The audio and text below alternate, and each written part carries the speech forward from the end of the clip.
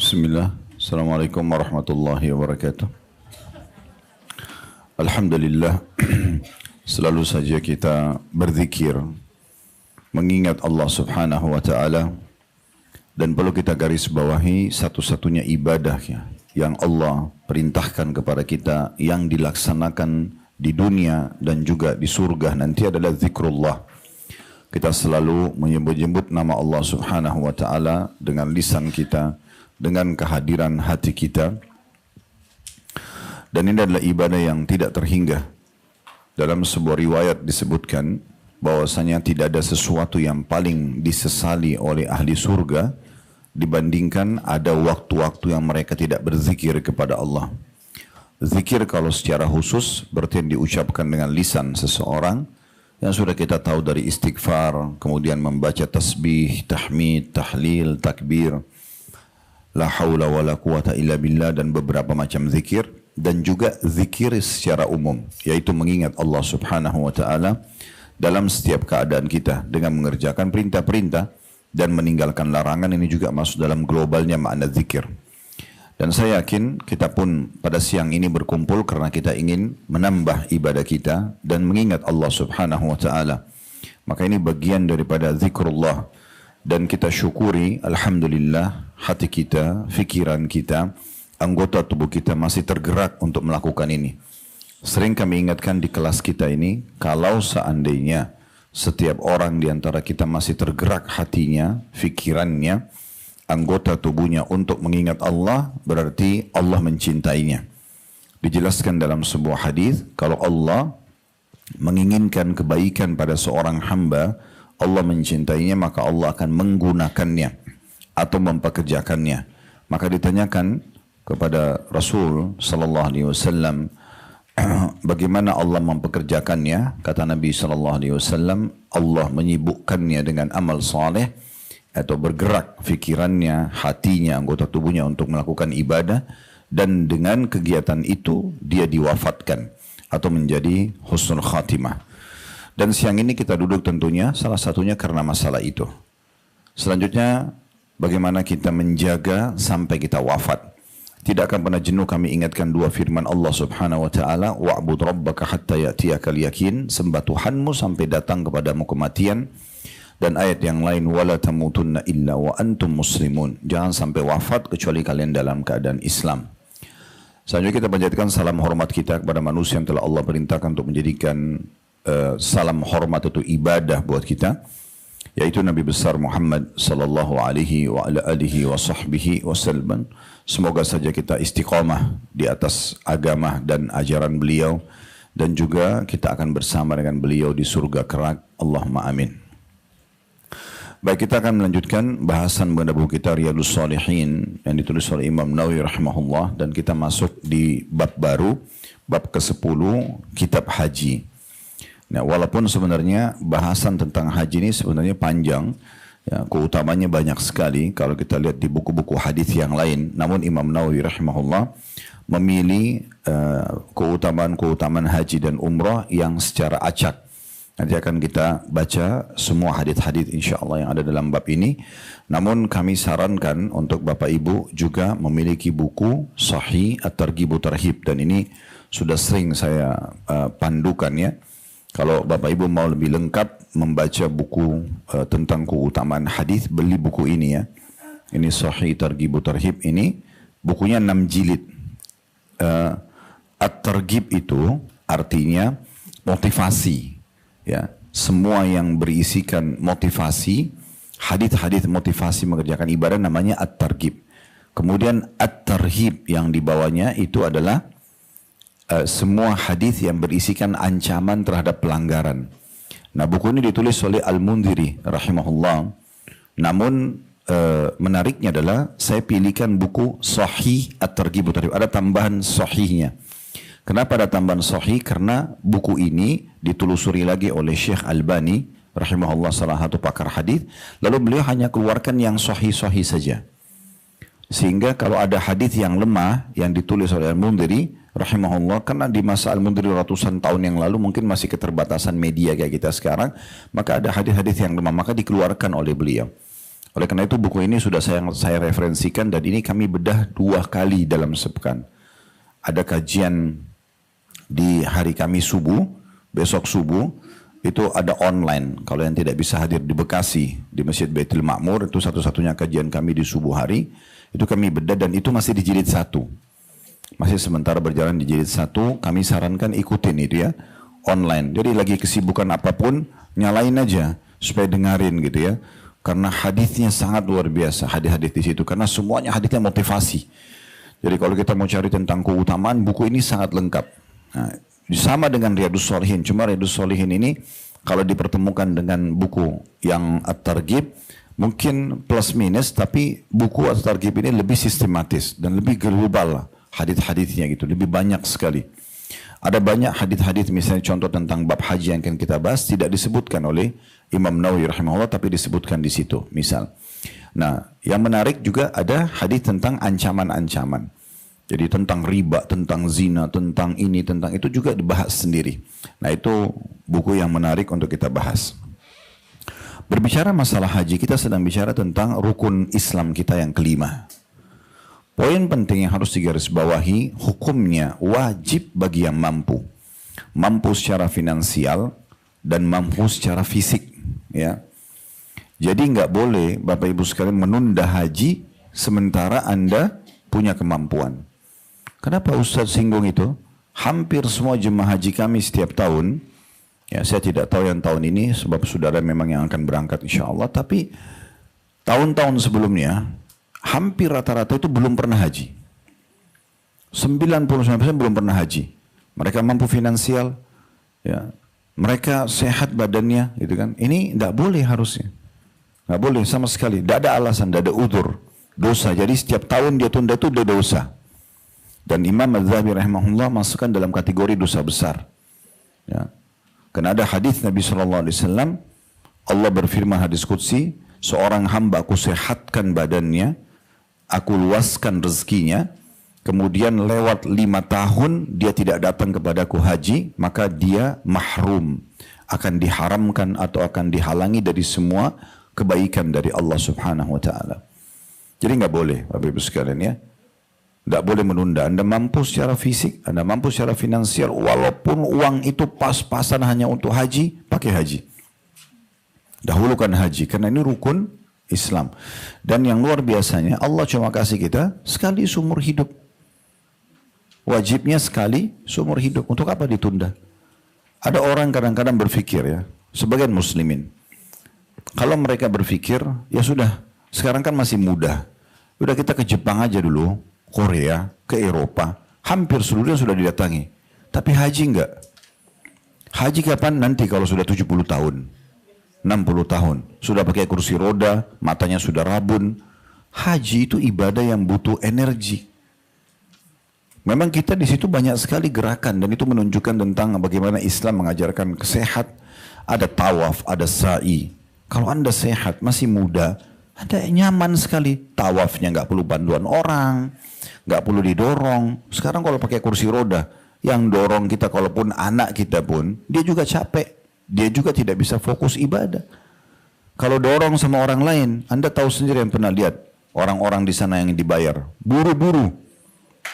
Akhirnya tawafnya buru-buru, ya. Nggak bisa kita perlambat. Yang didorong kursi roda atau yang pakai golf car sekarang, itu cepat sekali. Tawafnya paling yang bisa kita lebih santai, baca doa, nikmatin suasana orang-orang lagi ibadah, melihat Ka'bah itu kan mahal banget ya. Mahal banget. Melihat Ka'bah itu sebuah kenikmatan yang tidak bisa dibeli gitu ya. Susah. Biasa orang cuma lihat dari kamera, kita bisa lihat depan mata kiblat muslimin. Dan sebagian ulama mengatakan makin dekat dengan Ka'bah, makin dekat dengan kiblat, makin dekat dengan ijabah harusnya. Ya, makanya Syekh Muhammad Shinkiti hafidhahullah, beliau setiap kali ada jemaahnya yang berkeluh kesah tentang sesuatu, beliau selalu katakan, kamu bisa umroh enggak? Kamu bisa haji enggak? Kalau bisa lakukan, pergi di sana, minta depan Ka'bah. Karena di sana pasti lebih dekat dengan ijabah. Apalagi memang ada hadis-hadis yang menjelaskan orang yang haji dan umroh itu adalah delegasi Allah, di mana Allah panggil mereka datang dan mereka berdoa, Allah ijabah. Mustajab doa, gitu kan? Jadi teman-teman jangan ditunda itu, nggak boleh tunda. Kemampuan di sini, baik dia punya kemampuan uang pribadi atau dibayarkan orang lain. Ini juga perlu digarisbawahi. Karena ada orang keluarganya yang mampu sudah bilang, kamu berangkat haji aja. Ya udah nanti aja. Kadang-kadang uangnya masih dipakai untuk yang lain. Kenapa? Sayang sekali. Ya, sayang sekali. Sama juga syubhat yang banyak terjadi di tengah-tengah kaum muslimin. Kenapa belum haji? Selain tadi, karena masih muda, udah tua aja deh misalnya. Ya kalau dia sampai tua, kalau dia meninggal sebelumnya gimana? Juga mereka mengatakan, oh karena haji kan padat banget. Ada yang karena takut, karena lihat keramaian misalnya. Baik, pertanyaan sederhana. Anda mau tunggu Mekah kosong buat Anda sendiri? Gak mungkin, mustahil. Semua orang berlomba mengejar karena keutamanya terlalu besar. Gitu kan? Makanya jangan kalau lihat nonton Masjidil Haram orang lagi tawaf, bukan dia sentuh dirinya secara keimanan. Oh enak banget ya, coba saya termasuk orang yang tahu sana ya, coba saya termasuk orang yang sholat di sana ya, termasuk orang yang berdoa di sana. Tidak, oh padat banget ya, gitu. Gak usah dulu deh. Innamal a'malu binniyat, semua sesuai dengan niatnya. Kalau anda setiap kali pergi umrah atau haji lalu anda niat dalam hati, ya Allah mudah-mudahan engkau kembalikan aku lagi, Allah mudahkan, pasti Allah berikan lagi. Tapi kalau ditanya mau umrah haji lagi nggak, aduh nggak deh, padat banget. Ya sudah, niatnya begitu nggak dikasih lagi sama Allah. Dan dia rugi sendiri. Allah melihat keinginan seorang hamba dan niatnya. Dia niat mau gencar untuk ibadah, dia niat mau selalu hadir majelis ilmu, dia niat selalu mau sedekah, dia niat selalu mau haji umrah. Allah mudahin sesuai dengan niatnya. Kalau dia bilang ya sudahlah cukup aja begini, ya sudah cukup sampai situ. Atau ada orang sama, dia niatnya gencar sekali untuk dosa, ya sudah Allah biarin. Tapi nanti dia akan terima konsekuensinya. Ada orang tergoda dosa tapi dia berusaha menahan diri. Maka Allah juga akan kasih sesuai dengan itu. Semua sesuai dengan niatnya. Jadi innamal a'malu binniyat dalam hadits itu bukan hanya sekitar pelaksanaan ibadah, tapi dalam seluruh realita kehidupan kita. Allah akan mudahkan. Orang mau kapok, mau tobat dari dosanya, Allah mudahkan dia taubat. Allah mudahkan, semua dimudahkan oleh Allah SWT. Ya. Kullun miyassarun lima khuliqana. Semua dimudahkan sesuai dengan dia diciptakan. Maksudnya dia yang mau. Sekarang Bapak Ibu mau hadir kajian ini, Allah mudahkan. Yang tidak mau hadir ya sudah Allah mudahkan, terserah dia mau aktivitas apa. Tapi masing-masing menerima konsekuensi dari pilihan dia. Beruntunglah orang kalau dia betul-betul maksimalkan dalam ibadah. Ulama salaf, Bapak Ibu sekalian, menjadikan ibadah haji itu momentum mereka hadir di saf-saf pertama di hadapan Allah Subhanahu wa taala. Karena Allah bangga melihat hamba-hambanya yang hadir di Arafah. Allah bangga. Ya, di situ begitu disebutkan dalam hadis yang sahih, sesungguhnya Allah bangga melihat hamba-hambanya yang hadir di Arafah, seraya mengatakan kepada para malaikat, lihat hamba-hambaku itu yang hadir dalam kondisi mereka berdebu. Ya. Mereka datang untuk mencari rahmatku. Jadilah kalian semua saksi. Ini bukan manusia yang disuruh saksi, malaikat, makhluk Allah yang mulia. Saksi, aku sudah ampuni dosa-dosa mereka. Dan semua orang yang mereka berikan syafaat. Jadi semua yang kita doain di Arafah, diterima semua. Diampuni dosa. Tidak ada hari, kata Nabi SAW, lebih banyak orang dibebaskan dari api neraka dibandingkan Arafah. Sebagian salaf menjadikan itu adalah absensi mereka kepada Allah. Dan mereka jadikan momentum bertemu sesama muslimin dan para ulama itu di musim haji. Atha bin Abi Rabah, itu ulama Mekah, diberi umur Bapak Ibu sekalian 100 tahun, 70 kali haji. 70 tahun. Ya, Zakwan ibn Kaisan, julukan itu nama orang, julukannya Taus. Taus itu burung merak. Kan orang ini tampan, kaya, pinter. Hampir semuanya pujian orang ada pada dia. Ya. Itu 40 tahun haji. 40 kali. Mereka jadikan momentum itu untuk terulang, gitu kan? Karena semua keutamaan haji yang akan kita bahas nanti didapat setiap tahun dan hanya setahun sekali. Sayang sekali. Saya sampai pernah bahasakan, kalau masih ingat di kelas ini juga. Bapak Ibu sekalian, umroh, haji ini, selama Anda punya kemampuan, niatkan dalam hati, selalu ada hadir, absen kepada Allah. Nikmat banget itu. Sibuk banget, 2-3 hari aja deh. Ramadan misalnya, umrah Ramadan sama dengan haji bersama Nabi. Tapi saya sibuk banget Ustaz. Hari ini di masa kita sekarang nggak kayak dulu. Sekarang Bapak Ibu booking tiket. Kalau itu hari ya, saya nggak tahu sekarang perubahan jadwal. Garuda itu punya jadwal schedule pemberangkatan. Jam 9 pagi, tiba di Jeddah itu jam 5 sore. Karena Saudi mundur 4 jam. Kita bisa berangkat pagi, tiba di Jeddah, Masuk ke Mekah itu masih bisa buka puasa di Mekah. Kalau Ramadan. Umrah langsung. Mau pulang lagi malamnya jam 1 malam masih bisa. Kalau betul-betul merasa oh sibuk banget. Kalau. Jadi nggak ada uzurnya mengatakan tidak. Capek Ustaz ya, memang capek. Mau dapat pahala gimana caranya? Masa mau dapat pahala banyak sambil duduk doang gitu kan? Nggak mungkin. Sama dengan orang kerja urusan dunia aja kira-kira kalau orang duduk santai. Mau dapat sesuatu. Nggak bakalan. Harus dia berusaha. Orang buat kejar prestasi dunia atau ibadah dan orang kejar dosa tetap berupaya. Orang mau dosa itu ke diskotik jalan kan dia.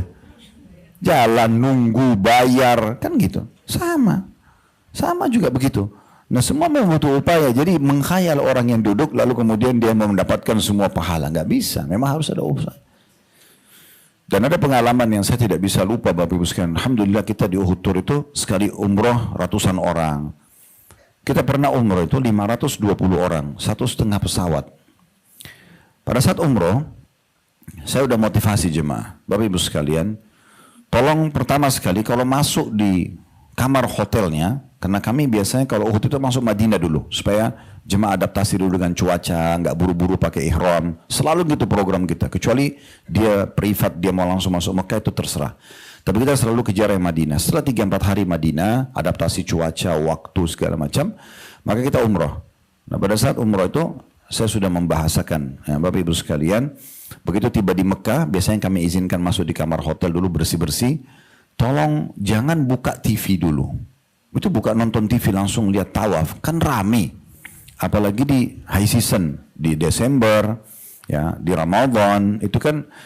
Terus yang pertama, bisa saya setan bisikin, oh padat banget, sudah ketakutan duluan. Banyak jemaah begitu, karena belum pernah tawaf sebelumnya. Tidak usah nonton TV itu. Nanti kalau masuk ikutin saya saja. Saya akan di depan, bapak-bapak di belakang saya. Kalau tawaf ibu-ibu di belakang lagi. Kami biasa buat begitu. Jadi kami seperti kotak gitu. Jadi rapi. Di kiri kanan selalu ada mutawif kami. Di depan ada saya sama kameramen. Di kiri kanan itu ada mutawif. Di belakang juga ada mutawif yang jaga. Jadi kalau ada jemaah butuh batal wudhu, sampai dampingi. Itu kita berangkat. Terus begitu tawaf masuk, 520 orang ini penuh sekali. Banyak. Tapi saya bilang, ingat, jangan, tidak usah perhatikan jemaah-jemaah di sebelah kita. Kita niatkan ikhlas mau tawaf, nikmatin setiap langkahnya, ucapin doa-doa yang baik. Itu aja, sampai selesai tawaf, nikmatin aja. Alhamdulillah jemaah sepakat.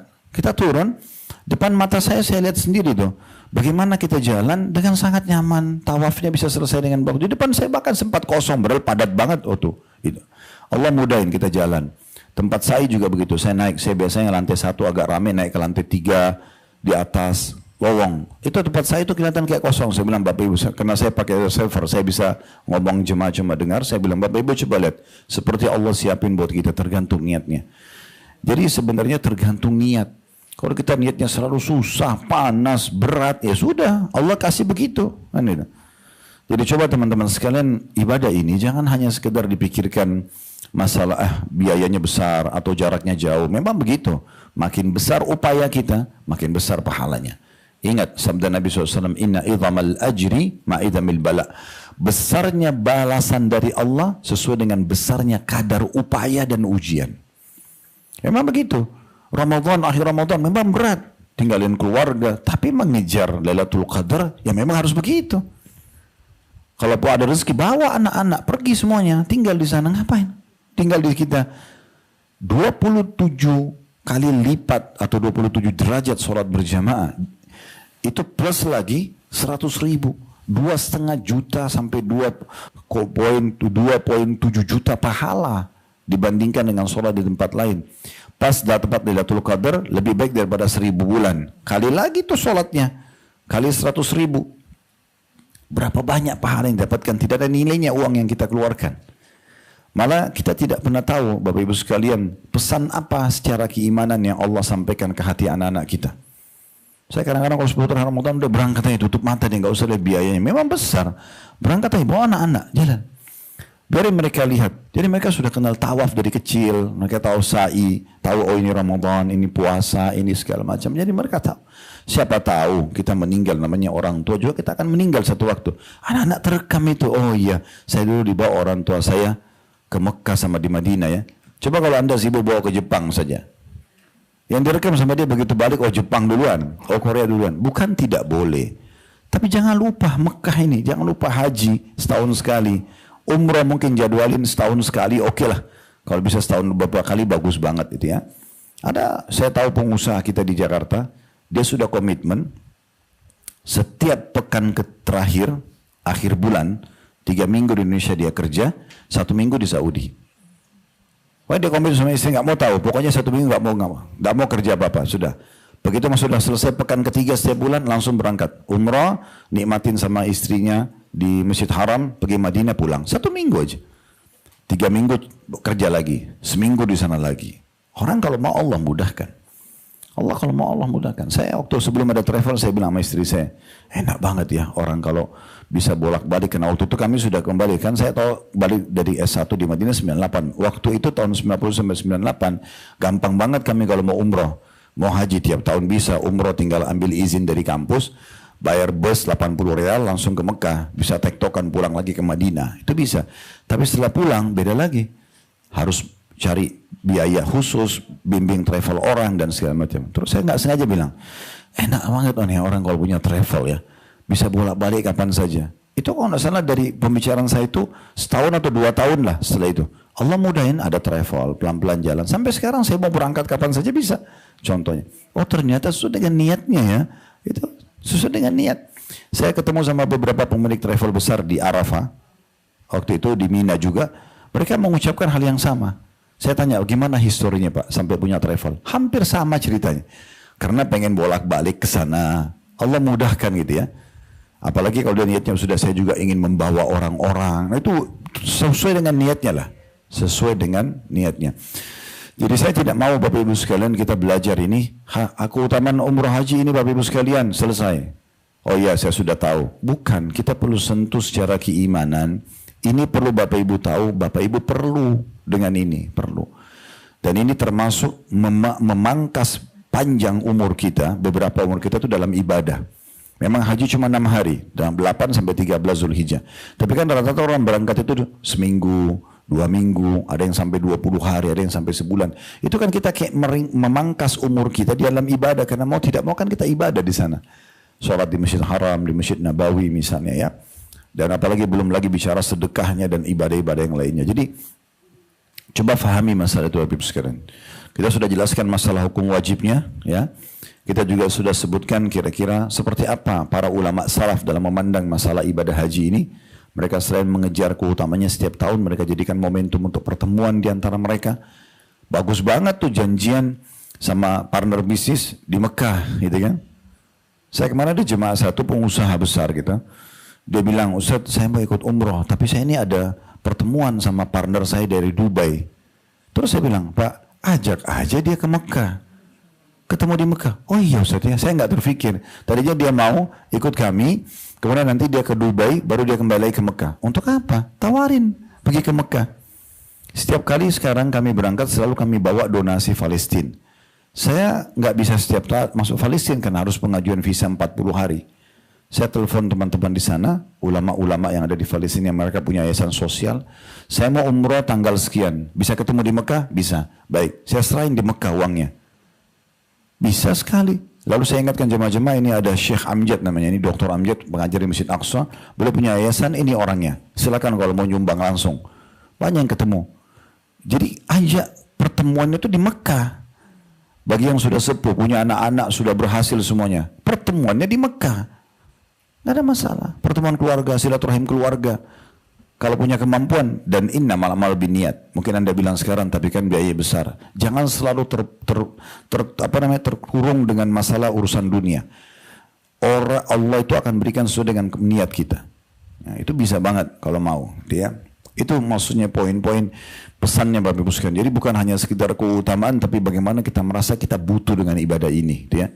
Merasa rindu dengan Baitullah, dengan tawafnya, dengan sujudnya, dengan tilawah Al-Qur'annya, dengan doanya, itu mahal banget itu. Suasana itu mahal sekali. Baik, kita akan bacakan dalil pertama diangkat oleh Imam Nawawi rahimahullah di halaman 779 di kitab haji, kitab nomor 10 di sini, bab pertamanya bab 233. Dari pertama kita belajar Sudah bab ke-233. Bab kewajiban haji dan keutamaannya. Maka yang difokus pertama disinggung masalah kewajibannya. Ingat ya, di sini yang hadir, offline ataupun online, Anda punya kemampuan fisik, finansial, belum haji, dosa. Nggak boleh loh. Itu dosa besar.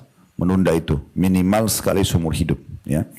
Nggak usah juga harus daftar reguler sementara Anda mampu bayar furad atau mujamalah langsung berangkat. Bayar, muliakan diri kita. Nanti akan kita singgung juga, ada hadis Nabi SAW yang menjelaskan makin besar biaya yang kita keluarkan, maka makin besar pahalanya. Beda orang yang keluarin pas-pasan dengan orang yang biayai besar. Dia pakai bisnis kelas, dia pakai hotel bintang 5 untuk menikmati ibadahnya. Itu lebih besar pahalanya. Ada hadisnya itu. Nanti akan kita pelajari sebentar. Insya Allah. Baik, kita sekarang baca dalil yang diangkat Imam Nawawi rahimahullah, surah Al-Imran ayat 97. Allah berfirman, "Walillahi 'alan nasi hijjul baiti man istata'a ilaihi sabila, wa man kafara fa innallaha ghaniyyun 'anil 'alamin."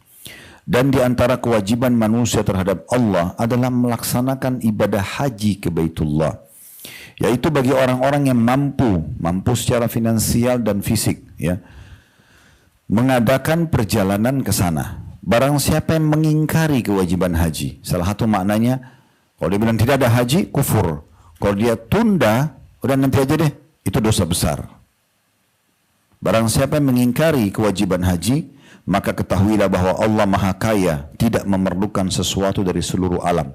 Maksudnya, Allah tidak akan peduli lagi dengan dia. Allah tidak akan melihat dia. Ya.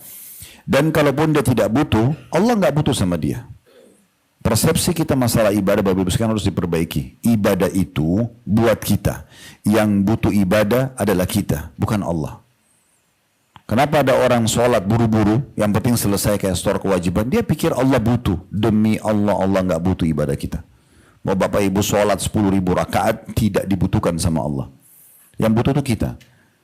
Kalau kita balik persepsi ini, oh saya yang butuh dengan sholat saya karena saya mau terima pahalanya lengkap hari kiamat. Di saat itu kita akan maksimal. Dari mulai takbiratul ihram sampai salam. Karena kita tidak mau pergerakannya, perbacaannya ada yang luput dari kita. Tidak akan ada peluang kita berikan syaitan untuk menggoda kita. Ya, mirip kalau kita sedang mengejar satu prestasi dunia, kita nggak mau siapapun yang menghalangi kita karena kita ingin mencapai targetnya. Keuntungannya 100 miliar, 10 miliar, kita akan kejar. Kita nggak mau ada yang menghalangi kita. Nah sebenarnya dalam ibadah harusnya seperti itu rasionalnya. Jadi kita jangan memberikan peluang, ubah persepsi. Mirip dengan sedekah. Selama Anda pikir penerima yang butuh, di sini Anda akan menganggap remeh sedekah itu. Anda akan berikan ala kadarnya, karena Anda pikir dia yang butuh. Demi Allah dibalik teman-teman, yang benar itu adalah kita yang butuh dengan sedekah itu. Bukan dia kita yang butuh, karena dengan melalui dia, dicatatlah sedekah itu di buku amal. Kalau nggak melalui dia, di mana catatannya? Makanya para ulama salaf, kalau kedatangan fakir miskin, mereka senyum lebar sambil mengatakan selamat datang orang-orang yang akan membawa amal-amal kami ke timbangan amal tanpa diupah. Mereka nggak nganggap pemberiannya itu, uang yang dikasih 1 juta, 100 juta, 10 juta, atau berapapun yang Anda sumbang di jalan Allah. Mereka nggak lihat itu memberikan keuntungan kepada fakir. Karena si fakir ini, dia terima dia habisin uangnya. Tapi nilai 10 juta dibawa ke timbangan amal buat Anda. Melalui orang ini. Yang diuntungkan siapa? Kita. Bukan dia. Dia habis dipakai uangnya. Kita akan dapat nilainya. Gitu kan? Apalagi dalam hadis yang sahih disebutkan, sungguhnya Allah menerima sedekah setiap orang di antara kalian dengan tangan kanannya yang mulia. Lalu Allah akan menumbuh besarkannya seperti seseorang di antara kalian mengurus dan membesarkan anak kuda atau anak untanya. Sampai dia akan temukan nanti sedekah yang seperti biji sawi menjadi seperti gunung-gunung besar atau gunung Uhud. Jadi seperti itu. Nah kita harus balik semua persepsi ini ya. Yang butuh ibadah adalah kita. Yang butuh sedekah itu kita. Yang butuh bakti sama orang tua itu kita. Bukan orang tua kita. Yang butuh kita memberikan hak anak, hak pasangan suami istri. Ini sebenarnya kita yang butuh. Sehingga jangan lagi kita ada perhitungan-perhitungan dalam mengerjakan masalah ini. Karena bukan orang-orang depan kita yang membutuhkannya. Ibu-ibu baik sama suaminya karena dia butuh dengan pahala dari suaminya. Dia butuh masuk surga dari suaminya. Jangan pikir suami ini enak benar, saya sudah kasih pelayanan saya. Gak ada manfaatnya. Karena Anda masih merasa dia yang butuh, bukan Anda yang butuh. Anda yang dapat pahala dengan layani biologisnya, dengan makannya, dengan baju itu Anda yang dapat pahala. Kita yang dapat yang beratkan timbang amal di kiamat. Sama suami juga. Selama dia masih pikir, enak benar istri saya ini, sudah terima gini dan begitu, maka dia akan selalu protes, selalu perhitungan. Kalau dia berpikir, oh ini pintu surga saya, ngapain saya perhitungan? Udah selesai. Jadi suami istri menjadikan pasangannya sebagai sebab dia masuk dalam surga. Dia butuh dengan itu. Sama dengan anak, sama dengan tetangga, sama dengan semua hal yang kita hadapi. Nah ini pesan spiritualnya yang harus kita fahami secara keimanannya. Kita akan bacakan hadits pertama berhubungan dengan masalah kewajiban haji ini. Hadits pertama di kitab haji ini, dan ini urutan 1279 dari awal kita belajar. Hadits ini berbunyi dari Ibnu Umar radhiyallahu anhu bahwa Rasulullah sallallahu alaihi wasallam bersabda, "Bunyal Islamu ala khamsin, syahadati an la ilaha illallah wa anna Muhammadar Rasulullah wa iqamis salati wa ita'iz zakah wa hajjil baiti wa shaumi Ramadan." Islam dibangun di atas 5 perkara. Syahadat bahwasanya tidak ada Tuhan yang berhak disembah kecuali Allah, dan bahwa Muhammad adalah hamba juga utusannya dan utusannya. N-nya besar kata-kata Allah. Mendirikan solat, menunaikan zakat, haji ke Baitullah, dan puasa Ramadan. Disebutkan di situ di bold, muttafaqun alaih. Bagi yang sudah tahu tentunya tidak asing lagi artinya hadis disepakati oleh Bukhari dan juga Muslim. Kita langsung ambil faedahnya. Yang pertama, pondasi dasar Islam ada 5. Ya, artinya bisa saja tidak dikatakan Islam seseorang muslim tanpa ini, atau Islamnya masih kurang. Nanti kita jelaskan sebab kami bahasakan ini ya. Ada yang tidak dianggap dia muslim, yaitu kalau dia pungkiri rukun Islam ini, semuanya atau salah satunya. Misal dia sholat tapi dia bilang tidak ada zakat itu, ini kufur. Atau dia bilang ya sudah puasa Ramadan ada tapi nggak ada sholat, ini juga kufur. Dia pungkiri ya, dia bangkang, nggak mau. Karena ada orang Ramadan puasa tapi nggak sholat. Kenapa nggak sholat? Bagi sholat dia pungkiri, nggak ada sholat itu. Nah ini kufur. Kalau dia tinggalkan malas-malasan, itu baru dosa besar. Ya, itu baru dosa besar. Jadi memang ada orang yang kufur karena tidak menjalankan rukun Islam ini, ya, memungkiri semua atau memungkiri sebagian. Kalau dia meninggalkan karena malas, maka dia dosa besar gitu ya. Nah ini poin yang harus difahami. Juga dari sisi yang lain, Bapak Ibu sekalian, bahwasanya rukun Islam ini, kan tadi saya bilang, atau dia kurang Islamnya. Bisa dia kufur atau dia bisa kurang keislamannya. Saya pernah jelaskan rukun Islam ini dibagi menjadi 3 lagi. Ada yang wajib, tidak ada toleransi. Syahadat dan sholat. Ini tanpa ini kafir udah. Ya. Misalnya dia berbuat kesyirikan, dia batalkan asyhadu an la ilaha illallahnya, atau dia mengingkari risalah Nabi Muhammad SAW. Ya. Ini nggak ada toleransi, udah dianggap kufur gitu ya. Kemudian sholat, meninggalkan sholat secara jahdan, bangkang, ini batal keislamannya. Jadi rukun Islam yang 5 dibagi lagi 3. Yang pertama, tidak ada toleransi dalamnya, yaitu syahadat dan sholat. Kemudian yang kedua, ini wajib tapi masih bisa diganti di hari yang lain kalau punya udzur. Puasa Ramadan wajib rukun Islam, tapi dia masih bisa, ya, fa'iddatum min ayyamin ukhar, diganti di hari yang lain bagi orang yang punya udzur, musafir, sakit, ya, atau wanita haid, nifas, itu ya. Kemudian yang ketiga, ini yang perlu kita garis bawah, ini berhubungan dengan bahasan kita. Wajib tapi bagi yang mampu. Ya, zakat dan haji. 2 hal ini. Karena dua-duanya, zakat bagi yang mampu, haji bagi yang mampu. Nah, tolong digarisbawahi dulu kata-kata bagi yang mampu. Di sini bagi yang mampu, Bapak Ibu sekalian, adalah bisa bermakna secara keimanan, mampu secara keinginan, dia mau. Orang seperti ini, kalau dia tidak sempat lakukan zakat karena masih miskin, tapi hatinya bergejolak, mau mengerjakan kalau dia kaya, dia lihat ada tetangganya orang kaya tiap tahun zakat, dia berharap sekali juga seperti, tapi meninggal belum sempat lakukan, dapat pahala zakatnya. Orang yang lihat haji, dia bergebu-gebu dalam hatinya mau haji, tapi dia belum punya kemampuan, ya, mungkin dia belum punya uang atau dia daftar reguler, kemudian 30 tahun lagi baru berangkat, kemudian dia meninggal sebelumnya, dapat pahalanya. Dan itu karena memang dia dasarnya mau menjalankan, bukan tidak mau gitu ya. Nah, jadi kata-kata bagian mampu ini harus difahami baik-baik. Ada orang yang mendapatkan pahala karena niatnya. Dia memang betul-betul tidak mampu, tapi dia pengen sekali. Ada temannya bangun masjid, aduh enak banget ya bangun masjid. Itu saya juga kalau punya duit saya mau bangun masjid. Dapat pahalanya sama, gitu kan. Nah, juga di sini poin yang penting bagi yang mampu adalah dia selain poin yang tadi kita jelaskan itu, dia niatkan dalam hati. Juga bagi yang mampu adalah orang yang sebenarnya dia sudah berusaha.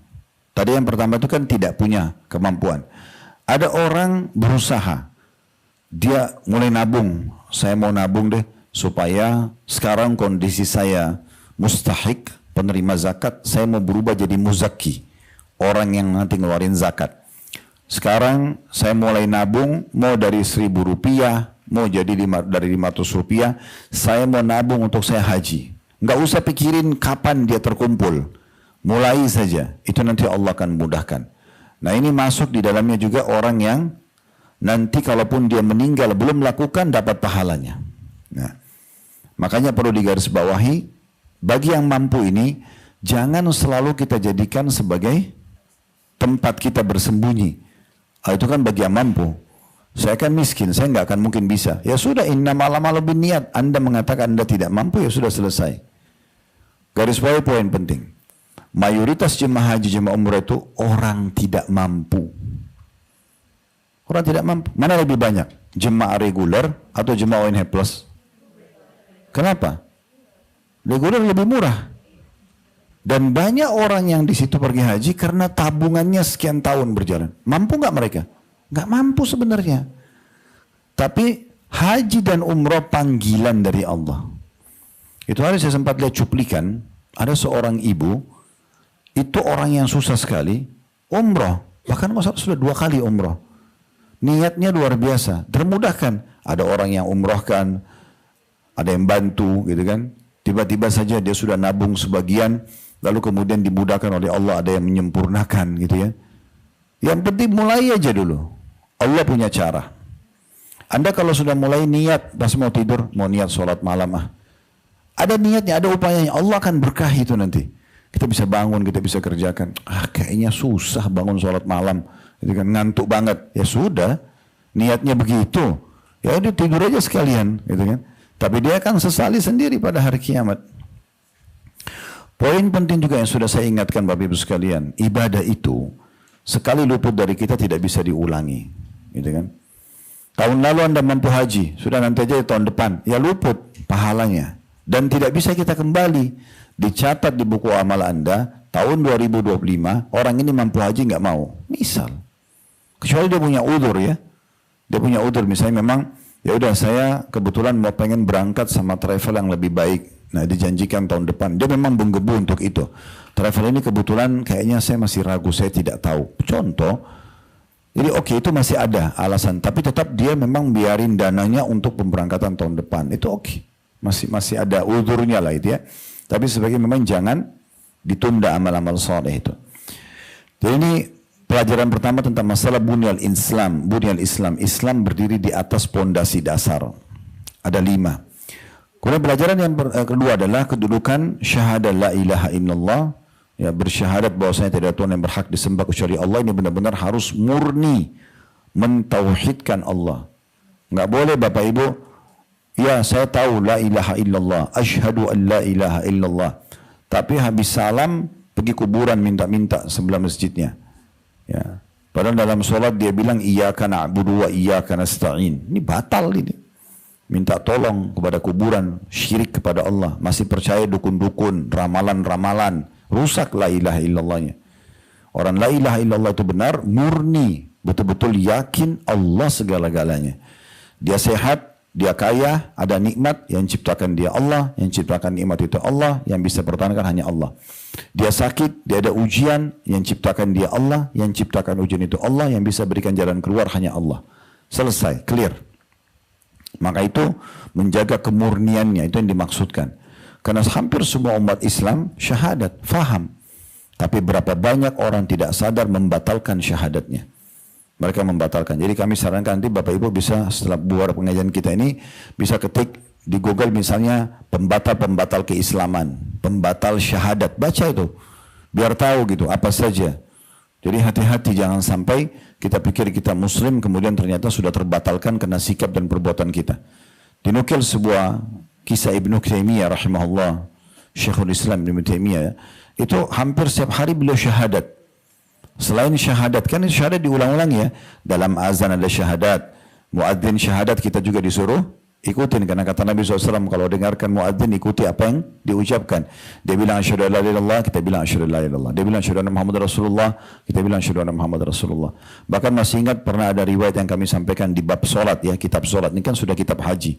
Ada hadis diangkat juga Imam Nawawi rahimahullah, siapa yang mendengarkan syahadat ini lalu dia bilang wa ana asyhadu, dan aku pun bersaksi alla ilaha illallah, tidak Tuhan yang berhak disembah kecuali Allah, wa anna Muhammadan abdu wa rasuluh, bahwa saya Muhammad hamba dan rasulnya, raditu billahi rabba, aku ridha Allah sebagai Tuhan, wa bil islami, dan Islam sebagai agama, bi Muhammadir rasulah, dan Muhammad adalah rasul, diampuni dosa-dosanya yang sudah lalu, karena dia perbaharui syahadatnya. Kita ada syahadat juga di tahiyat ya. Kita kan ada syahadat tuh, asyhadu an la ilaha illallah wa asyhadu anna Muhammad Rasulullah, ada syahadat. Ya, kita ada syahadat, banyak syahadat itu dalam seharian ya. Nah, sama juga kalau Ibnu Taimiyah tidak, selain daripada ini beliau syahadat kadang-kadang. Kalau dia lagi jalan terus tiba-tiba teringat mau zikrullah, asyhadu an la ilaha illallah syahada rasul, dia syahadat lagi. Ditanya oleh murid-murid, kenapa sering kali kami lihat Anda perbaharui syahadat Anda? Apa kata beliau? Saking pekanya, saya khawatir ada detik-detik hidup saya yang saya lalui ternyata syahadat saya batal. Tidak sengaja yakin tentang sesuatu kesyirikan kah, atau apa tuh tiba-tiba batal, atau memungkiri apa yang Nabi Muhammad SAW bahwa kita tidak sadar ya. Terus kemudian keluar dari Islam lalu meninggal. Ya sudah batal Islamnya, ini kan bahaya sekali. Ya, makanya ada perbaharuan dalam masalah syahadat tersebut. Jadi Bapak Ibu sekalian, wa asyhadu an la ilaha illallah, jaga kemurnian tauhid. Tidak ada lagi tuh ramalan-ramalan, itu hapus, sudah percaya kamu lahir bulan apa, oh bintang kamu Gemini ya, oh kamu Taurus ya, Sagittarius, itu semua dewa-dewa orang Yunani, lupain sudah itu. Aja ditebak apa, warna kesukaannya, rezekinya, jodohnya, ramalan. Tidak ada dalam Islam itu. Allah menakdirkan semua kebaikan buat kita. Kalaupun ada yang kita tidak suka, itu ujian supaya kita belajar. Bayangkan kalau hidup kita tidak ada ujiannya, standar aja. Jenuh orang sebenarnya. Ujian itu membuat kita jadi belajar. Oh, ada pengalaman hidup, ternyata ada orang jahat, ada orang begini, bagaimana menghadapinya. Kita kan jadi belajar. Otak manusia itu teman-teman kalau tidak ada ujiannya, itu bisa cepat pikun. Orang tua sekarang, penemuan terakhir yang sudah berumur, itu selalu disuruh banyak melakukan kegiatan yang mengasah otaknya. Nyulam. Kalau sekarang ada bahkan dianjurkan main beberapa jenis game, tapi ini tidak kami sarankan juga. Mungkin bisa baca Quran, bisa dengar. Tapi itu contohnya. Ada keramat kami, sudah tua gitu ya. Terus beliau saya lihat sudah tua terus pegang HP, ngelihat ada kayak apa game tapi hitung-hitungan gitu ya. Saya lihat ada pelanggaran, so, hitung kayak matematika gitu. Saya tanya, kenapa lakukan ini? Dia bilang, saya ada konsultasi sama dokter, kebetulan beliau tinggal di luar negeri. Di umur saya sekarang punya 65, hampir 70 tahun lebih. Ini supaya otak ini tidak cepat pikun, itu harus mulai tetap berpikir. Kita harus, itu ada, orang kalau ada ujiannya, dia kan berpikir jalan keluarnya. Dia berhubungan sama Allah, dia konsultasi ini, itu sebenarnya baik buat kita itu. Kalau tidak ada ujiannya, percuma. Sama organ tubuh kita. Makin sering kita pakai otot kita, aktivitas, makin baik. Makin malas, makin cepat kendor ototnya. Makin cepat tua. Memang kita diciptakan untuk aktivitas. Kan gitu. Contohnya. Nah seperti itulah. Jadi jangan sampai Bapak Ibu sekalian kita batalkan syahadat kita ini hanya karena kesyirikan kita. Ya. Jadi hati-hati sekali.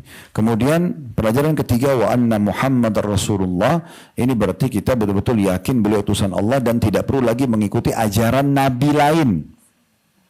Walaupun kita yakin Nabi Isa pernah turun, diutus maksud saya, bawa kitab Injil, Nabi Musa pernah diutus, bawa kitab Taurat, kita imani iya, tapi tidak lagi membacanya, tidak lagi mengikutinya. Dalam sebuah riwayat yang sahih, ini kemarin kami jelaskan di Tablik Akbar di Blok M setiap Sabtu kedua, kita kan bahas serial Nabi. Kemarin kami bahas kisah Nabi Yusuf alaihissalam.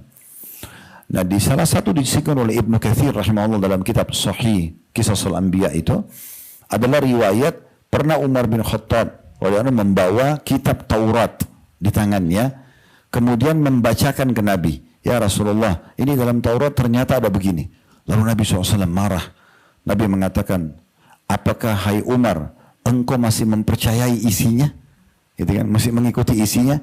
Demi Allah, demi zat yang aku dalam genggamannya, aku telah datang membawa kepada kalian, maksud kitab Al-Quran dan syariat ini, seperti terangnya, ya, terang benderang, tidak ada keraguan di dalamnya. Ya.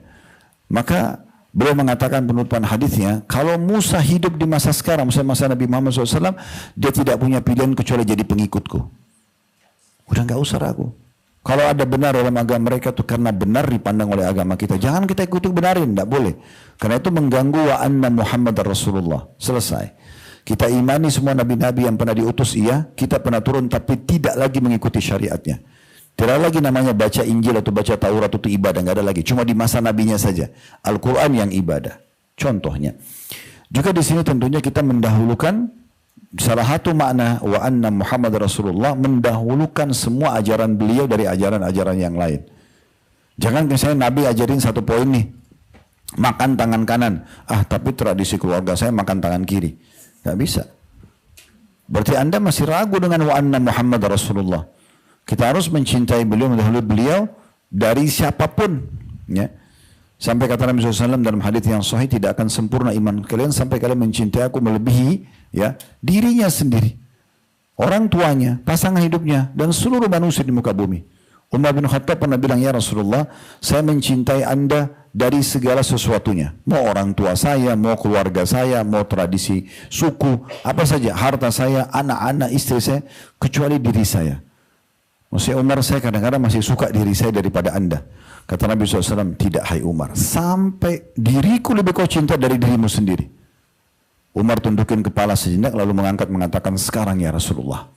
Maksudnya sekarang saya sudah siap, Anda bilang A, saya bilang A, walaupun diri saya tidak suka. Selesai. Anda bilang bangun sholat malam, saya ngantuk, saya tetap bangun sholat malam. Kata Nabi SAW, al-ana ya Umar, sekarang baru imanmu bisa sempurna. Gak bisa main-main ini, wa anna Muhammad Rasulullah punya makna dalam. Betul-betul kita dahulukan beliau, kita harus mencintai beliau melebihi suami, istri, anak, orang tua, semua. Gak ada ceritanya. Itu makna syahadatnya. Pelajaran keempat, wa iqamis salat, ini pernah kita jelaskan masalah mendirikan salat. Diambil oleh para ulama dari kata-kata wa iqamis salat, mendirikan salat, khusus salat wajib itu hukumnya wajib berdiri. Enggak boleh duduk, kecuali dalam keadaan darurat. Sakit, Anda di atas kereta, bus, pesawat, nggak mungkin Anda berdiri. Misal, itu lain. Kalau ada tempat untuk bisa berdiri, berdiri. Makanya kadang-kadang saya pandukan jemaah kalau sholat di pesawat pun, kalau misalnya tidak bisa berdiri semuanya, maka minimal berdiri pada saat takbiratul ihram. Berdiri dulu, Allahu Akbar. Nanti kalau ruku, tidak dulu tidak apa-apa. Berdiri rakaat kedua, berdiri lagi. Ya. Di ekonomi terutama ya, kalau di bisnis itu masih mending. Saya biasa pandu jemaah, karena kalau sama-sama di bisnis kan tuh bisa melonjor tuh. Nah biasanya saya tunjukin itu kita bisa berdiri. Kalau kita dari Indonesia ke Saudi, berarti kan otomatis kita sudah pesawat itu sudah menghadap kiblat, karena kan dia menuju ke Saudi. Jadi kita tinggal lonjorin bisnis kelas itu, kita berdiri di kiri kanan kursi itu semampunya, gitu kan. Ruku juga bisa ruku, tidak bisa sujud itu bisa sempurna karena kursinya lonjor gitu kan, jadi bisa sempurna sampai selesai salam. Alhamdulillah, kadang-kadang bahkan ada jemaah di sebelah saya yang berdekatan, mereka sholat berjamaah dengan saya. Ayo Bapak Ibu mau berjamaah sama saya, silakan. Nah di bisnis kelas bisa begitu. Kalau pulang dari Saudi ke sini, mau nggak mau berarti kita belakangi kiblat. Nah berarti kita balik tuh. Kalau tadi di posisi kaki kita sujud, sekarang kita balik, posisi tempat duduk kepala kita yang kita pakai tempat sujud. Nah itulah kelebihan orang yang mau keluarin uang untuk bisnis. Sholatnya pun sempurna. Ya. Sayang banget orang punya kemampuan naiknya ekonomi, susah-susah. Allahu alam apa sebabnya. Hemat bukan pada tempatnya. Ya. Sayang banget. Tapi saya nggak salahin ya. Jangan dipelintir lagi potongan ceramah ini ya. Ini pendapat saya pribadi, saya melihat karena kita keluarin biaya buat kita nyaman, pahalanya juga besar. Uang yang dikeluarin juga diganti sama Allah. Lalu ngapain ragu? Alhamdulillah setiap kali kami berangkat bisnis kelas atau naik Garuda, misalnya saya dengan Garuda itu ada sampai 30 seat bisnis, semuanya Uhud Tour ambil. Jemaahnya ambil semua Ustaz. Ada kadang-kadang yang tidak mau ekonomi sampai terpaksa kita booking beda hari untuk dapat lagi 30 seat di bisnis yang lain. Karena mereka sudah paham, udah nyaman, enak, bisa ibadah dan segala macam lah. Kayaknya mulai hari ini laku bisnis kelas ya. Baik. Pelajaran kelima, kemudian juga mengeluarkan zakat. Ini juga sama, harus kita punya peduli Bapak Ibu sekalian. Ada haul masa 1 tahun, ada nisab, ya, kadar minimal 85 gram emas. Selalu peduli ya, dan usahakan diniatkan haulnya itu bulan, bukan tanggal ya. Contoh misalnya Ramadan ke Ramadan. Jangan bilang misalnya haul saya 15 Ramadan. Penentuan tanggal ini membuat itu berarti harus jatuh tempo di tanggal itu. Tapi kalau kita bilang bulan itu jauh lebih panjang spare-nya gitu ya. Itu yang pertama. Yang kedua, kalau sudah tiba haul, misalnya Ramadan, habisin aja zakatnya. Jangan zakat itu disimpan lagi di rumah, dicicil dikeluarin 1 tahun. Akhirnya dia dapat pahala zakat, gak dapat pahala sedekah. Zakat itu fungsinya pensucian harta. Income kita dalam 1 tahun, kalau bercampur baur, Bapak Ibu beli baju nih, di satu toko baju misalnya di mall, kembali uangnya, mungkin uang yang dikembalikan itu uang ribanya orang, uang pencurian orang, tapi kembali ke kita, kan bisa saja. Atau kayak kami restoran, kita nggak mungkin nanya setiap konsumen datang, Bapak Ibu uangnya halal nggak? Dia main belanja aja kan, kita jual baju, jual makanan, orang kita, mungkin dari uang pelacuran, mungkin dari uang haram. Nah, zakat itu fungsinya untuk mensucikan itu, setahun sekali. Dan itu tidak ada nilainya, 2,5%. 100 juta, cuma 2,5 juta. Kecil sekali. Dan bersihlah pendapatan kita dalam 1 tahun. Bagi uang yang tidak ditahu kejelasan haramnya ya. Kalau Bapak Ibu sengaja terima uang judi, uang pelacuran, baru Bapak Ibu bilang, nanti saya zakatin, nggak bisa. Nggak ada zakat dari harta haram. Tetapi kalau kita ada income 1 tahun dan kita tidak tahu, zakat berfungsi mensucikannya. Itu poin. Sedekah, lebih global lagi. Kalau zakat kan asnafnya, bagian-bagiannya itu apa? Itemnya itu terbatas. Zakat harta emas dan perak sama uang kertas kalau kita sekarang, ada zakat pertanian, perkebunan ya, ada zakat pertambangan. Enggak semuanya. Tapi kalau baju Anda enggak ada zakatnya. Dompet yang kita pakai, mobil, rumah kan enggak ada. Enggak ada zakat. Nanti dia masuk, kalaupun dia jualan dagangan baru masuk dalam nilai hitungan harta secara umum.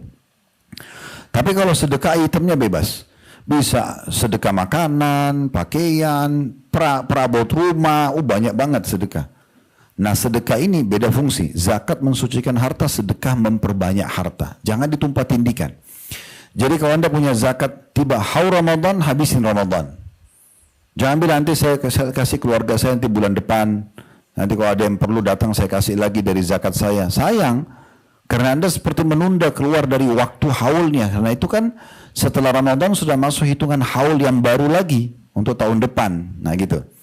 Jadi mudah-mudahan bisa ditangkap pesannya. Dan yang terakhir yang kita ambil, 2 poin terakhir maksud saya, yang ke-6 itu adalah masalah haji termasuk rukun Islam, dan ini tadi kita jelaskan dan akan kita jelaskan banyak hadis ke depannya insyaallah. Dan terakhir yang ke-7 adalah puasa Ramadan, juga sudah kita jelaskan di bab puasa kemarin.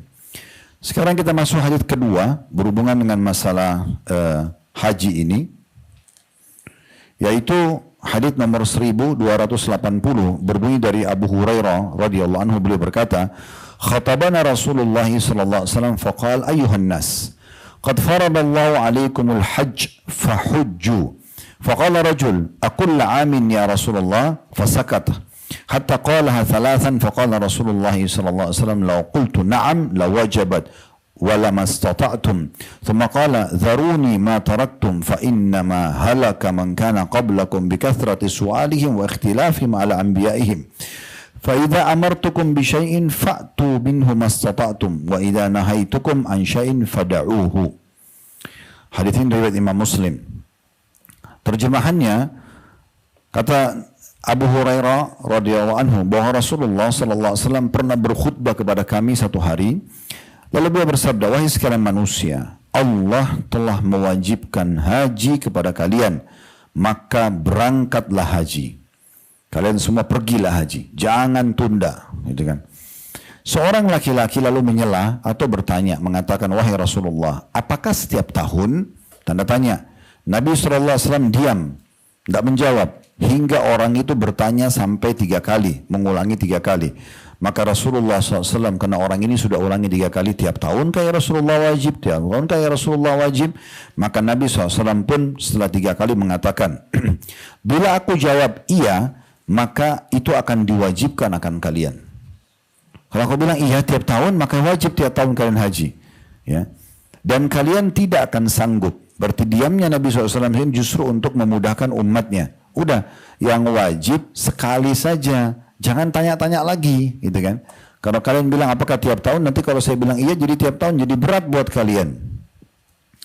Kemudian beliau menambahkan selain mengatakan, biarkan aku dengan apa yang aku tinggalkan untuk kalian. Maksudnya apa yang aku sudah sampaikan, kerjakan semampu kalian. Ya, udah jangan dipersulit. Ya, mirip sama Bani Israel. Sembelih sapi, sapi apa? Warnanya bagaimana? Bagaimana bentuknya? Akhirnya Allah persulit mereka. Ya.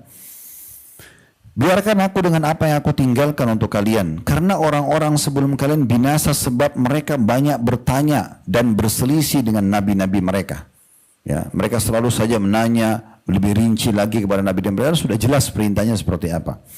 Karena itu, bila aku memerintahkan sesuatu kepada kalian, lakukanlah sebatas yang kalian mampu. Dan bila aku melarang kalian melakukan sesuatu, maka jauhilah. Selesai. Gitu.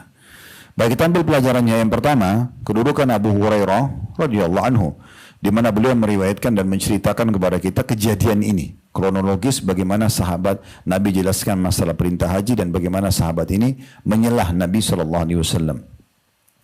Pelajaran yang kedua, pentingnya seorang ulama alim, da'i, ya, seseorang yang punya ilmu untuk sering memberikan nasihat kepada orang-orang. Baik itu momentumnya tepat. Sekarang kita bahas bab haji, alhamdulillah memang sudah dekat haji kebetulan. Contoh, atau momentum apa lagi terjadi bencana alam lalu dinasihatin tentang bersabar atau ada orang meninggal, begitu-gitulah. Di sini Nabi SAW menyampaikan hadis tentang ya hai sekalian manusia, Allah wajibkan kalian haji maka hajilah. Sebenarnya hadis ini bukan hadis yang berdiri sendiri. Hadis tentang haji sudah banyak Nabi sampaikan sebelumnya. Tapi di saat itu ada momentum tepat Nabi mengingatkan. Dari sini pelajaran penting, tidak perlu kita bosan menyampaikan. Nyampaikan sama suami, nyampaikan pada istri, nyampaikan pada anak, udah sholat belum, udah ini belum, ya. Dan selalu pertanyaan pertama kepada orang-orang terdekat masalah ibadahnya. Jangan tanya ke anak sudah makan belum sebelum tanya sudah sholat belum. Ibadah dulu. Sudah baca Quran belum hari ini nak? Ya. Sudah zikir belum pada saat mau tidur? Itu yang ditanya. Karena yang makan, minum, tidur nggak disuruh dia makan. Tapi kalau ini nggak bisa harus diingatin. Itu yang penting. Tanya dulu. Salam kalau bertelepon, kalau WA salam. Biarin. Kalau dia langsung masuk ke pertanyaannya, jawab dulu nak salam ibu. Jawab salam ayah. Hidupkan itu. Karena itu yang perlu diingatkan. Yakin 1000% kalau ibu tidak tanya makannya tetap dia makan. Tetap dia minum. Tetap dia berpakaian. Tetap semua. Dia tidur. Nggak disuruh tidur itu pasti. Tapi kalau sholat, zikir, ya, doa, ini harus diingatkan. Maka ini penting, makanya momentum mengingatkan orang itu penting. Dan dari mana kita tahu? Mungkin orang itu kebetulan memang lupa. Mungkin dia lalai. Mungkin dengan kita ingatkan jadi ibadah, jadi tambahan pahala juga buat kita. Pelajaran yang ketiga, wajibnya haji. Diambil dari potongan sabda Nabi SAW, ya, qad faradallahu alaikumul hajj fahujju. Allah telah wajibkan kalian haji, maka hajilah. Selain dikatakan qad faradallah, Allah telah wajibkan, lalu ditambah lagi fi'lul amr, kata perintah, fahujju, haji kalian semua. Berarti menandakan wajibnya hukumnya. Pelajaran yang keempat, tidak bolehnya seseorang memperumit tentang masalah agama ini dengan banyak bertanya secara detail. Kalau misalnya dikatakan, misal Bapak Ibu hadir di satu kajian dibahas tentang sholat duha, ya udah kerjanya sholat duha itu. Ya, tidak usah terlalu detail, kira-kira 7:30 udah bisa sholat belum? Kira-kira kalau saya sholat di rumah atau di kantor? Hal-hal yang tidak perlu. kerjakan yang dimudahkan. Di rumah mudah di rumah, di kantor ya di kantor, di mobil tidak sempat ya sholat. Yang penting kerjain duha dan caranya yang benar gitu ya. Nah itu yang dimaksudkan sini karena sahabat ini bertanya waktu Nabi sudah bilang hajilah kalian. Nabi nggak jelasin, kan Nabi bisa bilang. Dan ingatlah wajib tiap tahun ya, tapi nggak sengaja nggak bilang. Ya udah kerjain aja, nggak usah bilang apakah itu wajib tiap tahun ya Rasulullah. Maka Nabi SAW diam di sini justru karena kalau Nabi bilang iya, Allah akan jadikan sebagai syariat. Ya, mirip dengan sikap Nabi pada saat meninggalkan sholat tarawih di hari kedua Ramadan. Di hari pertama Ramadan beliau keluar lalu sholat. Tapi banyak sahabat gak tahu. Setelah Ba'diyah Isya, mereka sudah pulang dari masjid Nabi. Waktu itu tidak ada pengeras suara. Ternyata Nabi kembali dan ngerjain tarawih. Ada yang ikut. Besok tersebar nih berita. Semalam Nabi sholat loh. Masjid hari kedua penuh. Nabi sengaja gak keluar. Sampai menjelang subuh. Lalu setelah azan subuh Nabi datang sholat. Lalu Nabi mengatakan, saya tahu kalian tunggu semalam.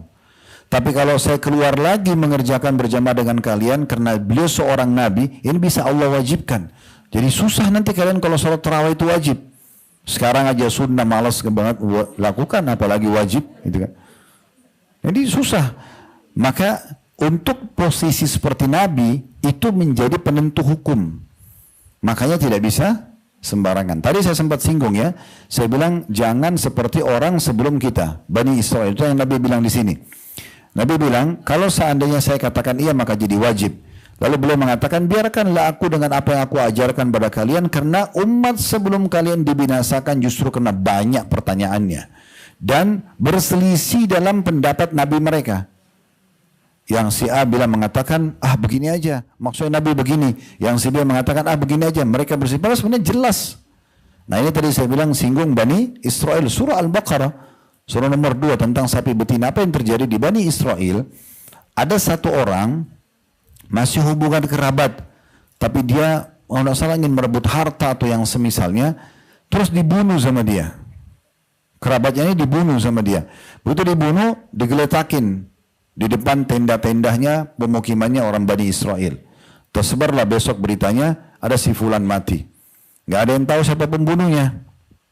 Bahkan orang yang membunuh ini itu pura-pura dia yang terlihat sedih. Seakan-akan ini kesian keluarganya ada yang bunuh. Padahal dia pembunuhnya, gitu kan? Makanya hati-hati dengan orang yang suka menangis. Terlalu banyak menangis itu dalam hukum fikih itu tidak boleh dijadikan sebagai dalil. Jangan kena dia nangis, berarti dia benar. Enggak. Tangisan enggak bisa jadi argumentasi. Itu mutlak dalam syariat Islam. Diambil daripada sikapnya saudara-saudara Nabi Yusuf waktu sudah membuang Yusuf di sumur. Pertama datang ke Nabi Yakub nangis duluan. Supaya dianggap dia benar. Makanya diambil sebuah hukum. Semua hakim tidak akan terima tangisan sebagai dalil. Enggak bisa. Sama juga anak kita berkelahi, jangan yang nangis yang dibela. Bisa saja dia pura-pura, gitu kan? Jadi ini termasuk. Maka di sini yang membunuh orang dari Bani Israel pura-pura nangis, seakan-akan dia sedih kehilangan orang itu, padahal dia pelakunya. Akhirnya mereka datang kepada Nabi Musa alaihissalam, ini tolong minta petunjuk kepada Allah. Allah sudah tahu nih, Bani Israel orangnya pembangkang. Maka Allah bisa langsung bilang, turun wahyu yang bunuh si fulan, selesai. Tapi pasti kalau begitu, nanti yang membunuh ini pungkiri. Dibawalah sebuah keajaiban yang luar biasa. Lalu Allah memerintahkan Nabi Musa bilang sama mereka, sembeli sapi. Ya, sembeli sapi. Sapi itu disembeli, ambil salah satu potongan dagingnya, tepuk ke badan orang mati, dia bisa ngomong siapa yang bunuh. Kan kalau akal manusia nggak masuk akal ya. Tapi Allah memang mau menguji Bani Israel. Dan ingin menunjukkan mukjizat Nabi Musa AS, salah satunya adalah bisa bicara orang yang bunuh itu. Karena kalau nanti ditepuk dan orang mati itu yang ngomong bicara, maka yang membunuh nggak bisa lagi memungkiri. Tapi mereka masih pakai akalnya. Benar nggak sih? Padahal ini sudah Nabi yang ngomong. Mereka minta petunjuk sama Allah, ragu. Sapi apa? Sapi betina. Warnanya kuning, seperti apa? Tidak pernah dipakai bajak, tambah repot. Ya. Kata para ulama tafsir, andai saja mereka waktu itu tangkap sapi mana saja, sembelih selesai. Tapi mereka repotin dirinya. Dasarnya memang nggak mau kerjain. Ada orang gitu, sholat malam gini-gini. Kenapa sih begitu? Kenapa harus berapa rakaat jumlahnya? Di mana kira-kira? Banyak pertanyaan yang tidak diperlukan. Udah bangun aja sholat malam selesai. Permudah gitu ya. Nah seperti itu gambarannya. Dan dalam surah Al-Baqarah, mereka mengatakan terakhir, waktu sudah jadi susah sapinya. Sapi betina jarang dilihat oleh orang. Kalau orang lihat, orang tertarik karena warnanya kuning keemas-emasan, tidak pernah dipakai membajak. Waktu itu semua sapi dipakai membajak. Subhanallah, sapi ini cuma ada sama satu orang saja dari Bani Israel. Tinggalnya juga di ujung pemukiman mereka. Dan mereka bilang, Allah kekal dalam Al-Quran, wa inna insya'allahu la muhtadun. Dan semoga sesudah itu insya'Allah kami dapat petunjuk.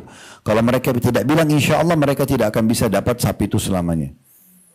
Makanya disembeli, ditepuk ke badan orang mati, bicaralah dia, ini yang bunuh saya, keluarganya. Selesai. Gitu kan. Itu contohnya. Pelajaran yang terakhir, di sini adanya perintah dari Nabi SAW menyembah Allah semampu kita. Maksudnya, semampunya di sini jangan difahami negatif.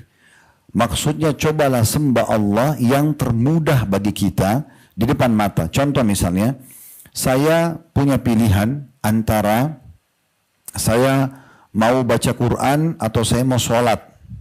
Ya udah kira-kira mana yang lebih mudah? Misalnya sholat tahajud ya. Ya udah kalau kita bisa gabungin, ya sudah anggap sekarang kita sholat sambil baca Quran. Atau ya udah saya sholat dulu deh karena saya lagi pengen sholat. Atau saya mau baca Quran dulu. Mudahin aja. Enggak ada masalah, semampu kita, ya. Kita hari ini bisa puasa, Senin, Kamis, ya udah kita puasa. Ada halangan enggak masalah. Musafir, ada undangan dari orang, enggak apa-apa. Musafir, tapi kerjakan dulu. Kerjakan dulu. Jangan jadikan alasan semampu kita. Ini tadi saya bilang persepsi negatif adalah, ya udah saya kan sampai sekarang belum mampu, enggak usah dulu. Bukan begitu.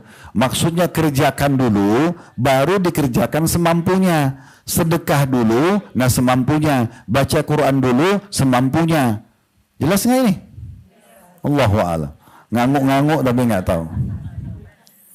Di kelas ini saya lihat unik ini, banyak sekali yang nulis. Tapi setiap kali saya ulangi faedah ditulis lagi. Rupanya yang sudah ditulis itu nggak tahu nih, diamalkan atau tidak. Karena ditulis lagi biasa. Oke lah, saya husnudzan. Mudah-mudahan nanti lebih menanamkan ilmu ya. Atau mungkin bukunya dulu sudah hilang. Baik.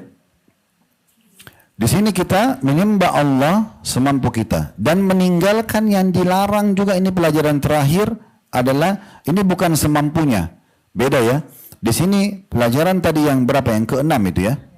Itu adalah kita mengerjakan apa yang Nabi perintahkan, ibadah semampu kita. Tapi kerjakan dulu baru kita bilang semampu saya. Ya, jangan tidak dikerjakan baru bilang saya tidak mampu, itu keliru. Kemudian pelajaran yang ketujuh adalah ya wajibnya meninggalkan apa yang dilarang. Ini bukan semampunya. Dilarang tinggalkan. Karena larangan itu diadakan untuk ditinggalkan. Jelas ya? Jadi babi haram, tidak usah bilang saya coba dulu babi itu bagaimana rasanya, kenapa dia haram. Khamar itu haram, saya juga mau tahu juga rasanya, supaya saya cerita orang, oh bir itu pahit loh, misal contoh, tidak ada gunanya, nggak ada manfaatnya. Haram ya haram, selesai, tinggalkan aja. Jadi kalau orang kerja di perusahaan, teman-teman sekalian, misal Anda datang ke perusahaan mau kerja nih, terus HR-nya bilang, ini pekerjaan Anda ya, 1, 2, 3, 4, 9, 10. Kalau Anda kerjakan ini gajinya. Anda lembur, ini bonusnya. Tapi pasti perusahaan akan bilang juga. Dan ingat ya, kalau Anda telat, ada pemotongan gaji. Kalau Anda begini dan begitu. Nah, kalau pegawai itu berprestasi, berakal sehat, dia akan ambil poin pertama saja. Oh iya, saya akan kejar proses saya supaya nama saya harum, saya ambil bonus-bonus dan yang dijanjikan dari perusahaan. Dia tidak akan sentuh ranah yang satunya. Karena ranah yang satu ini, kalau kamu terlambat, kalau kamu ganggu teman, kalau kamu bully dia, atau kamu rusak nama perusahaan, kamu akan dikeluarkan loh. Tidak usah dia bilang, saya coba dulu deh. Saya coba dulu, saya mau bully teman saya. Saya coba dulu telat, benar nggak sih peraturan perusahaan? Berarti kan dia sengaja mengenakan dirinya pada hal yang dilarang. Untuk apa? Ini sama semua dalam kehidupan kita. Orang yang kuliah, orang sekolah, kalau dia tahu, oh kalau saya belajar saya jadi pintar, kalau saya nilai saya juga bagus. Kalau dia kejar itu dia akan prestasi. Tapi kalau ya sudah deh, nilai antara 100 10 sampai 100, nilai lulus itu 60 sampai 100. Udah yang penting saya lulus saja, kejar 60 saja. Jadi akhirnya dia pas-pasan, bisa saja tidak. Karena dia bilang, ya lulus, nah oke, kalau nggak lulus nggak masalah. Jadi seperti niatnya. Oleh karena itu selalu kejar prestasi saja. Karena dalam Islam kita dianjurkan hanya berprestasi. Islam menyuruh gitu, kita selalu berprestasi. Kejar yang terbaik, Allah akan mudahkan. Baik, ini hadis yang terakhir yang kita bahas pada siang ini dalam haji, nanti kita tandain ya. Hadis nomor 1281, ini hadis ketiga di bab kita. Hadis ini dari Abu Hurairah radhiyallahu anhu, beliau berkata, "Su'ila Nabi sallallahu alaihi wasallam ayyul amali afdal? Qala imanun billahi wa rasulih. Thumma qila thumma madza? Qala al-jihadu fi sabilillah. Qila thumma madza? Qala hajjum mabrur."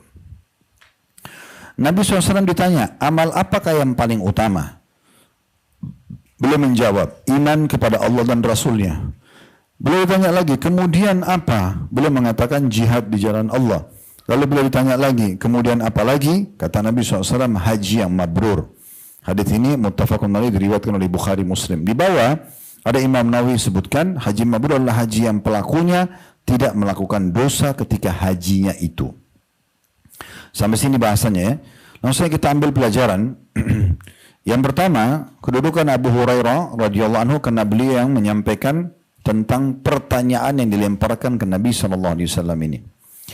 Pelajaran yang kedua, pentingnya seorang muslim bertanya mana amal yang paling afdal. Baik dia tanya pada dirinya atau dia tanya pada seorang alim. Misal contoh, Bapak Ibu jangan pernah puas dengan sholat duha yang sudah dikerjakan. Misal Anda selama ini sholat duha 2 rakaat.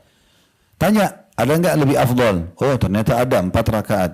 Sudah kerjaan 4 rakaat, tanya ada lebih afdal lagi? Oh ya ada 8 rakaat. Pokoknya kita selalu tanya mana yang lebih afdal. Jangan pernah puas kepada satu ibadah saja sementara masih ada yang di atasnya lebih baik.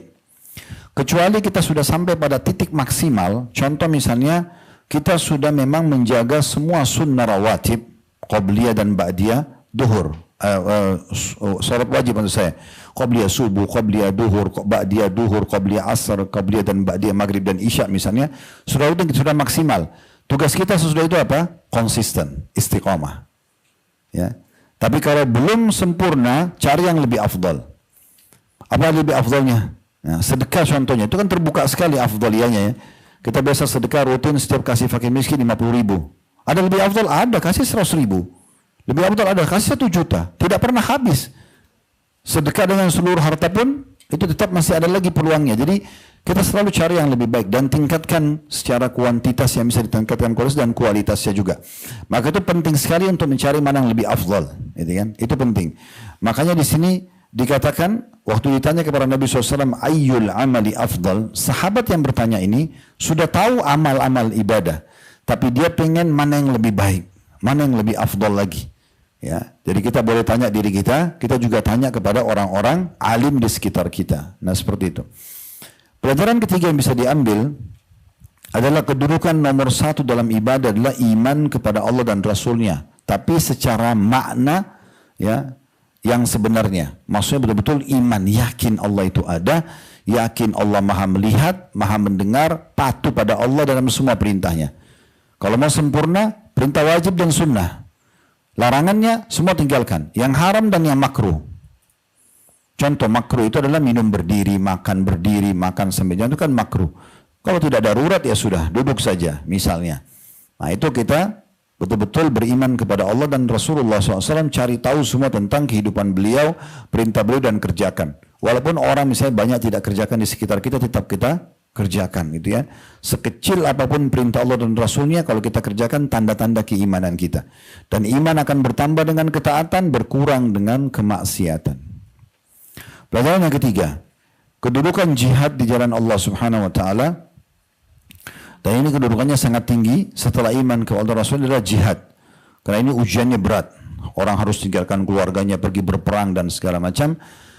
Namun ini juga dikerjakan sesuai dengan kondisi dan keadaan. Jihad itu ada hukumnya namanya fardu ain, wajib individual. Itu kapan? Kalau terjadi 3 keadaan. Yang pertama, musuh depan mata. Kalau kita lagi diserang, kayak teman-teman kita di Palestina itu lagi dijajah, nah itu semua individu, laki-laki, perempuan wajib jihad. Mereka nggak boleh diam, ya. Ini secara individu. Jadi kayak kita sekarang teman-teman di Palestina fardu ain, kalau kita ini fardu kifayah. Telah gugur kewajiban kita jihad karena ada teman-teman kita di sana yang melakukannya. Nah, mirip kita itu dijajah Belanda, dijajah Jepang, itu wajib kita berjihad. Laki-laki perempuan, di sini tidak ada lagi bedanya laki-laki perempuan. Yang kedua, itu kalau musuh sama kita sudah bertemu. Kalau tadi yang pertama itu kan dijajah, ya, diserang. Nah, kalau yang kedua ini kita masuk di medan perang, musuh sudah depan mata, perang akan berjalan, tidak boleh kita lari. Wajib kita berperang. Mati syahid atau kita pulang. Laki-laki atau perempuan, sama. Yang ketiga, kalau pemimpin negara mengumandangkan jihad. Misal presiden bilang, ayo semuanya warga Indonesia berjihad ke Palestina, itu wajib. Jadi 3 keadaan ini fardu ain, ya, secara individu. Nah, hukum yang kedua adalah fardu kifayah. Fardu kifayah artinya dia tetap wajib tapi tercukupi dengan orang lain. Contoh misalnya, mengucapkan salam hukumnya sunnah. Misalnya ada orang masuk di ruangan ini lalu dia bilang assalamualaikum, itu sunnah bagi dia. Tapi kita yang dengar jawab salamnya wajib. Misalnya ada masuk sini assalamualaikum, misalnya, itu wajib kita jawab. Tapi kalau kita rame-rame gini, kalau ada satu orang yang mewakili menjawab, yang lain gugur kewajibannya. Namanya fardu kifayah. Sholat jenazah, fardu kifayah. Kalau sudah ada yang sholatin, walaupun dia fard, tapi jadi tidak lagi wajib bagi kita karena sudah ada yang sholatin. Nah, seperti itulah. Nah, sama jihad, dia ada fardu ain, kewajiban individual tadi, ada fardu kifayah. Dia tercukupi kalau sudah ada yang melakukannya. Nah, seperti itu hukumnya. Itu dalam jihad. Tentu ini dalam bab jihad cukup panjang dan sering kami jelaskan di Tablik Akbar serial Nabi dan Sahabat terutama di serial Sahabat di Blok M, ya. Kami sarankan Bapak Ibu hadiri karena suasana majelis ini itu beda. Beda dengan online, ya. Selama masih bisa datang, suasananya beda. Bapak Ibu lihat di sebelahnya orang yang lagi nulis, ada orang lagi nangis, ada orang lagi merenungi, itu berbeda. Rahmat Allah turun di majelis ini, itu ada malaikat hadir, itu penting. Sesekali kita hadir. Kenapa kami sebut Masjid Blok M? Karena memang di situ yang kita kumpul, ya. Masjidnya bisa nampung sampai 10.000 orang, parkirannya luas, gitu-gitu, ya. Dan di situ kita punya kajian setiap Rabu malam. Kalau Anda bisa hadir, alhamdulillah. Cuma maghrib isya. Maghrib isya, jadi 40 menit sampai 50 menit saja. Itu kita bahas dosa-dosa besar. Ya, insya Allah nanti malam kita bahas dosa besar masalah berpenampilan buruk. Ya. Rabu lalu kita bahas episode 1 berpenampilan buruk dan nanti ini lanjutannya. Nah, penampilan buruk maksudnya adalah semua yang jelek dipandang oleh Allah dan Rasulnya berarti buruk di mata kita juga. Yang dipandang baik berarti baiknya. Seperti orang walaupun pakaiannya, bajunya mahal tapi terbuka auratnya, tetap buruk dalam syariat, itu berarti dosa. Atau kita pakai baju khasnya orang-orang kafir menyerupai mereka. Ya, apalagi baju-baju ibadahnya mereka, itu tidak boleh. Atau laki-laki menyerupai perempuan, perempuan menyerupai laki-laki, ini dalam syariat tetap buruk. Itu semua dosa, nggak bisa kita lakukan, gitu ya. Atau memang hal-hal yang dari bahan-bahan haram, seperti laki-laki tidak boleh menggunakan sutra misalnya. Contoh itu akan ada penjelasan. Nah, kalau tidak bisa hadir Rabu malam nanti bisa tetap online. Tapi yang sebulan sekali, Sabtu kedua antara Dur Asar itu usahakan hadir Bapak Ibu sekalian. Ya, bukan karena majelis saya, ya. Tapi maksudnya sayang banget itu. Apalagi kita bahas serial para nabi-nabi. Itu penting untuk hadir karena suasananya itu beda. Alhamdulillah kemarin Sabtu yang lalu itu, pekan kedua itu 2 orang syahadat. Dalam majelis kita juga. Ibu bapak kalau hadir seperti menyaksikan juga orang syahadat. Satu dari akhwat, dari Katolik, yang satunya orang dari Australia, orang bule itu. Masuk Islam datang, tapi yang orang bule tidak mau diekspos, mereka di ruangan imam saja.